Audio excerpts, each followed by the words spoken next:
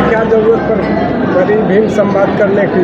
देखिए, आदरणीय नेता नीतीश कुमार जी और जनता दल यूनाइटेड की ओर से भीम चौपाल कार्यक्रम सब डिवीज़न में पूरे बिहार में हो रही है। इसमें यहाँ आने का मौका मिला और 2005 के बाद केवल कंपैरिजन करने की आवश्यकता है। 2005 के पहले बिहार क्या था, 2005 के बाद जो आदरणीय नेता नीतीश कुमार जी ने जो राजपाट संभाले वही बिहार है जिस बिहार को कहता था कभी विकास नहीं करेगा।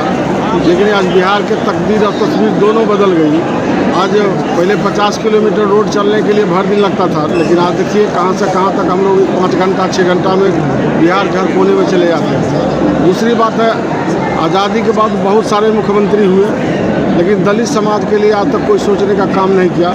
लेकिन नीतीश कुमार जी जब मुख्यमंत्री हुए तो उन्होंने जो बाबा भीमराव अम्बेडकर का सपना था, बाबा भीमराव अम्बेडकर के सपना का उन्होंने पूरा करने का काम किया। संविधान में जो था, आज पंचायती राज में आरक्षण दे करके भिन्न भिन्न पदों पर, जैसे डिस्ट्रिक्ट बोर्ड के चेयरमैन हो गया, मुखिया हो गया, नगर निकाय का अध्यक्ष हो गया, नगर निगम का मेयर हो गया, प्रमुख हो गया, तो भिन्न भिन्न पदों पर आदरणीय नेता नीतीश कुमार जी की कृपा से संविधान से निकाल के ज़मीन पर लाने का काम किया, जिससे दलित समाज फ़ायदा हुआ। और दलित समाज के बीच हम लोग यही बात बताने के जा रहे हैं, जो चूँकि 2024 का जो चुनाव होने वाला है, इस चुनाव में ऐसे ऐसे लोग आएंगे जो बहुत दिनों से राजपाट भारत सरकार में कर रही है, लेकिन समाज तोड़ने का काम कर रही है, जोड़ने का काम नहीं कर रही है। समाज की जो स्थिति है, देश के जो हिंदू मुस्लिम में बांटने की साजिश हो रही है, देश के आज़ादी में हर जाति धर्म के का हाथ है, चाहे हिंदू हो, चाहे मुस्लिम हो, चाहे सिख हो, चाहे ईसाई हो। हर लोगों ने आज़ादी की लड़ाई लड़ने का काम किया, हर लोगों को जीने का अधिकार है। लेकिन जो शक्तियाँ इस तरह से भारत को कर रही है, जो मैं समझता हूँ ये बहुत ही दुर्भाग्यपूर्ण है। जिस तरह से देश के हर चीज़ को निजीकरण किया जा रहा है, तो उस निजीकरण में यदि निजीकरण जब कर दिया जाएगा तो नौकरी बचेगी ही नहीं। तो हमारा जो बाबा भीमराव अम्बेडकर आरक्षण दिया था संविधान में, वो आरक्षण कहाँ चला जाएगा? वो तो आरक्षण मिलेगा नहीं। हर चीज़ निजी का, चाहे रेलवे हो, एयरपोर्ट हो, फैक्ट्रियाँ हो, भिन्न भिन्न चीज़, सारे के सारे चीज़ निजीकरण की जा रही है। यही चीज़ हम लोग अपने समाज में जो अनुसूचित जाति जनजाति के समाज में लोग हैं, उन लोगों को बताने जा रहे हैं। जो चुनाव आने वाले हैं 24 को, उसमें सतर्क रहने की आवश्यकता है। कुछ लोग राजनीति से प्रेरित हो करके, और जो हमारे विपक्ष में जितने लोग हैं उन लोगों को जेल भेजा जा रहा है, उन लोगों को फंसाया जा रहा है। तो हम अपने जनताओं के बीच में, चूँकि जनता मालिक होती है, प्रजातंत्र में मतदाता मालिक होता है, जनताओं के बीच में मैसेज होना चाहिए कि कौन लीडर क्या कर रहा है। यही काम हम आदरणीय नेता नीतीश कुमार जी के मैसेज जो है आम जनताओं तक देने के लिए आए हैं। इसका फायदा मिल पाएगा? देखिए, हम चूँकि आज तक जो स्थितियाँ थी उसमें तो बहुत सारे दलित समाज के लिए हम लोग काम किए, जो भी थोड़ी बहुत बची हुई है उसमें भी हम लोग काम करेंगे। एकदम फ़ायदा मिलेगा। जब परिश्रम कीजिएगा तो कर्म अच्छा कीजिएगा ज़रूर होगा। तो हम लोग परिश्रम कर रहे हैं और आदरणीय नेता नीतीश कुमार जी के भीतर से स्वच्छता है। इसलिए मैं समझता हूँ कि आने वाला समय में हमारे दलित समाज का सारे के सारे लोग हम लोगों के साथ रहेंगे।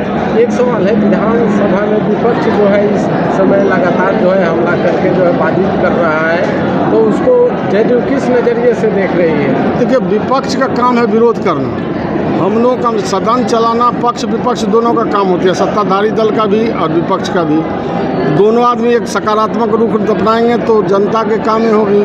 जनता, बिहार सरकार हर प्रश्न का जवाब देने के लिए 100% जवाब देती है हर विभाग वाइज, लेकिन उसके बावजूद भी उनको बाधित करने का और झूठ मूठ के, जिस तरह से तमिलनाडु के मामले में जो विपक्ष के नेता हैं जिस तरह से आवाज़ उठाने का काम किए और किस तरह से पूरे देश में भ्रम फैलाने का काम किया गया और वहाँ कोई घटना नहीं हुई, तो इस तरह से भारतीय जनता पार्टी का काम ही है भ्रम फैलाना, विरोध करना।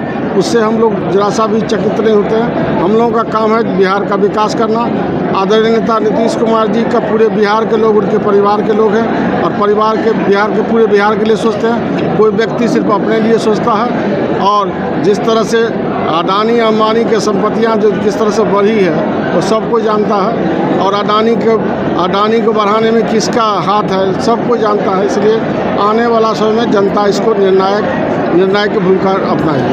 एक और सवाल बनता है कि जैसे उत्तर प्रदेश में योगी राज है और वहाँ नवरात्र में जो है कुछ खास ऐलान किया गया है। बिहार में भी जो है रमज़ान का महीना है तो उसको लेकर नीतीश कुमार से खास कुछ सरकारी कर्मियों को जो है छूट दी गई है समय को लेकर। तो इसको किस नज़रिए से आम जनता देख रही है? और योगी जी जिस तरह से किए हैं वो गलत परंपरा की शुरुआत हुई है। कहे ना इस देश में सभी जाति धर्मों का रहने का, सभी का अधिकार, सबका पर्व त्यौहार का सब आस्था से जुड़ा हुआ है।